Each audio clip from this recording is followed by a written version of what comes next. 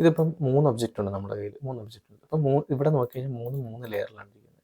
നമ്മളിപ്പം ഇവിടെ പോയിട്ട് ഓരോന്ന് സെലക്ട് ചെയ്യുക എന്നുള്ളത് നമുക്ക് കുറച്ച് പാടാണ്. അതിനൊരു ഈസി ട്രിക്ക് എന്താണെന്ന് വെച്ച് കഴിഞ്ഞാൽ, നമ്മൾ ഇപ്പം ഏത് ഒബ്ജക്റ്റാണോ നമുക്ക് വേണ്ടത്, ഇപ്പോൾ ഇതിലുള്ള സബ് ടൂൾ, ഒബ്ജക്റ്റ് തന്നെ സബ് ടൂൾ എന്നാണ് പറയുന്നത്. നമ്മൾ ലെയർ പോലെ തന്നെ സബ് ടൂൾ എന്ന് പറയുന്നത്.